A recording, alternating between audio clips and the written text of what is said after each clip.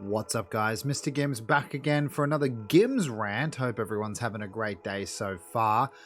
Today we've got a lot to cover. There's a lot going on and a lot we need to cover. Dead by Daylight has released some patch notes for the PTB, which is scheduled for next Tuesday, the 5th of April. The 5th of April. So not this week, not tomorrow. A lot of people are thinking it's tomorrow. I actually thought it was tomorrow as well. It is next week, Tuesday, and there's a lot they're testing for this, and you know, it just goes to show that they are working on quite a lot in the background, but I just wish they kind of told us more frequently, if you will. I mean, I don't expect them to give us the whole entire deal, but it's just, yeah, then you get something like this nugget that I'm about to unpack on you guys, and you know, would have been nice if we knew earlier. But anyway, it's always good to get in the mind of the developers and find out what they're doing, how they're thinking. Yeah, it's all very interesting. But anyway, guys, before we continue, don't forget to like, share, and subscribe if you want to stay up to date with anything DBD news related, as well as supporting myself. Really do appreciate it. Also, consider following me over on Twitch. I stream 7:30 p.m. till late Monday to Friday. Anyway, let's get into it. Matchmaking Tests is the first big boy. This is like a two-part update, you know, just to be clear, so this is pretty big. Since we launched our new matchmaking system last year, we've received a wide variety of feedback. It was mostly negative, let's be real, and suggestions for improvements. Some of you have asked for fairer matches, even if it means waiting longer, while others have asked for faster queue times above all else. This makes sense, since region, time, role, and ratings can all affect matchmaking. And some folks are looking for a casual experience, while some are looking for competitive. With that in mind, we're asking for your help to put these suggestions to the test. Over the coming weeks, we'll be running a series of matchmaking experiments, with each lasting 1 day. Our goal is to find a nice balance between queue times and fairness that everyone can be happy with.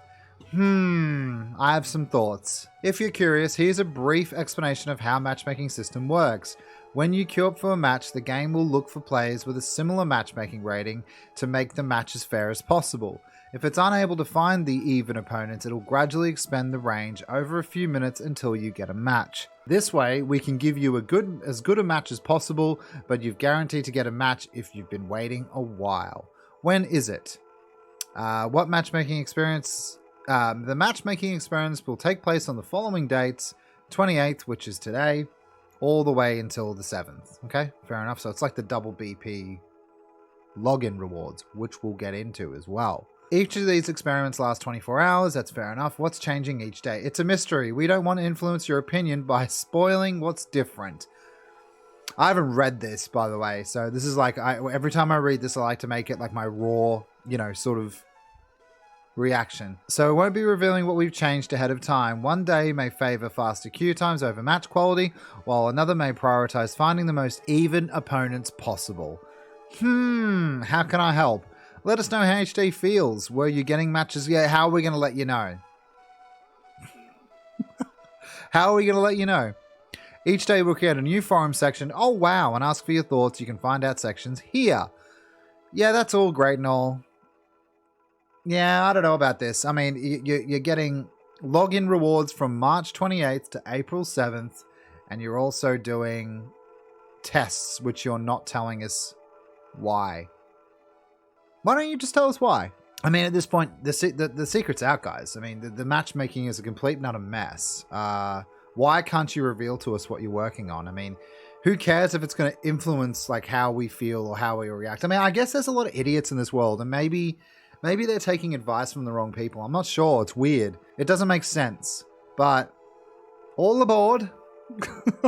I simply will not be logging on every day for this. Next up is the developer update. Now, I know some of the contents that's in here. I know for a fact that we're getting a Legion rework and a GHOSTFACE rework, but at the same time. That's actually pretty massive. Let's get into it. I don't know what else is here. It's everyone's favorite time of the month again. Yeah, I'm not reading this. Patching Optimization Part 2. What happened to Part 1? Weird. Must have been the last patch, I guess. At the start of the year, we announced our plan to improve Patch times. Okay, right. Coming in 2 parts. The first smaller change launched on Steam in January, compressing the game files and improving the patch times. Yep, we're about to launch the second part of these changes. Okay, right. That's weird.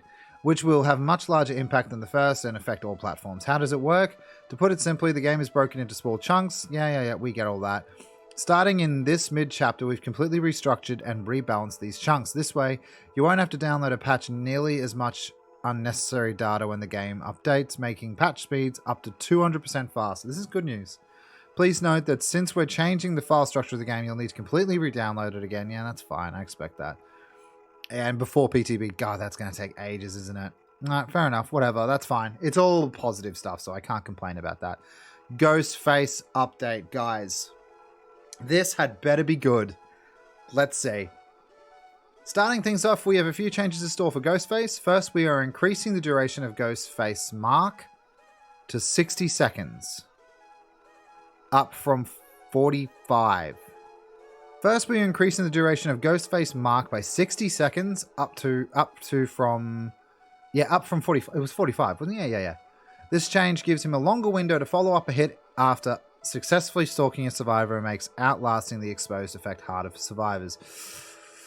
That's a pretty big buff, but okay, let's see what else we got. Marked survivors are no longer able to reveal GHOSTFACE. Okay. While other survivors will still be able to reveal him, running off on your own now becomes riskier as you'll have no choice but to evade him while he's undetectable unless you manage to get a lucky stun. Right. Lastly, we noticed that many of GHOSTFACE add-ons have gone largely unused, with a few exceptions standing out above the rest. We always want to see a wider range of add-ons being used, so we've done an add-on pass, and the majority of GHOSTFACE add-ons will bring him up with a similar power level.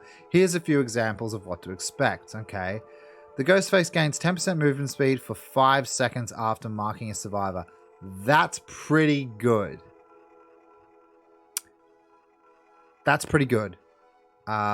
Breaking a pallet or wall immediately recharges Nitrad. Holy shit! That's going to be really good. And it's not even like really good, but just its utility. That's nice. I'm looking forward to this. I really am. I don't know about all this. I think, obviously this is strong. The 60 seconds from 45, that's strong. The fact that marked survivors can no longer, break you out of your stealth, that's really good. And he's getting an add-on pass as well. So, I guess it's good, but again, I need to test it. All looking good though. All looking good. Legion update. Here we go, boys and girls. Holy shit. All these years later, the Legion remains one of the more frequently used killers. Really? And it's easy to see why. Sometimes you just want to go fast with a knife. That's why I feel these changes focus making the Legion faster and knifier than ever before. Oh, yay.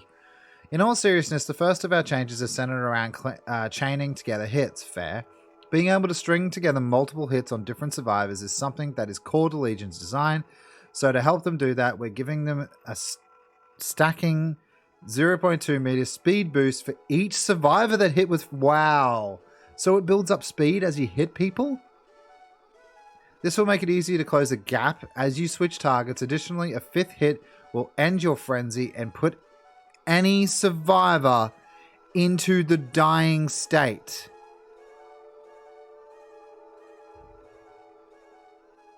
These guys aren't fucking around today. I don't know why, but that's really cool. Anyone else? This will make it... Wow, it's... Okay.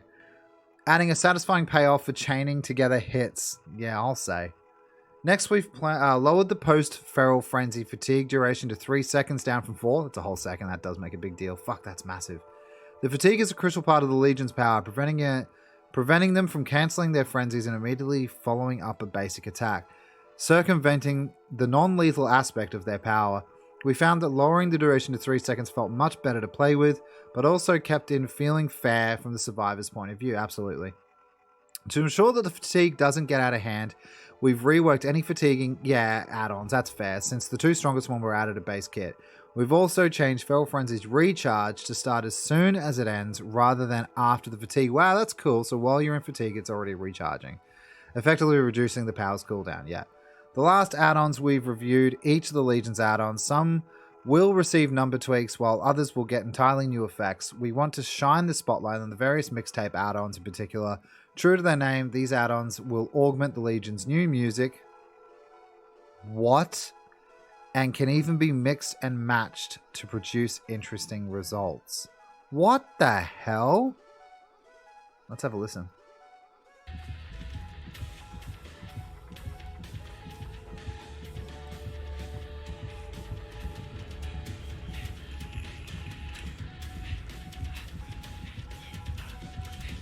Hemorrhage rework. Okay, well, I'm really happy with the Legion changes. I think that's absolutely brilliant. I feel they're going the right way with him. Being annoying and also getting some payoff on that 5th hit. It just seems like sometimes when you're running Legion that you can keep injuring everybody, but to no avail. And obviously, you know, you can take advantages in certain parts while they're wounded, and keeping everyone wounded is the name of the game. But for some reason, it just, you can't... The hooks just don't happen some games against really experienced teams. And I have a feeling this is going to be really good, because they said it's the 5th frenzied hit no matter what. Now, like, you could have already hit that person before in a chase. Doesn't matter. Your 5th one, someone's going down. I think that's really cool. Well done. Hemorrhage rework. Hemorrhage has long been one of the lesser desired status effects. Yeah, at least currently. Hemorrhage increases the frequency of blood pools, making it easy to track survivors. It's not that good. The effects end up not being very useful in most cases, as the survivor will either be leaving scratch marks while sprinting, or the blood pools will already be close together if they're walking. Yeah. With this in mind, we've come up with a new version of Hemorrhage. Whenever you are not healing, Hemorrhage will cause your healing progress to regress at the rate of 7% per second. Oh. This new version rewards the killer for interrupting a survivor healing and has the potential to waste medkit charges. Yeah, interesting. This change will affect all perks and add-ons that currently apply to it. That's interesting.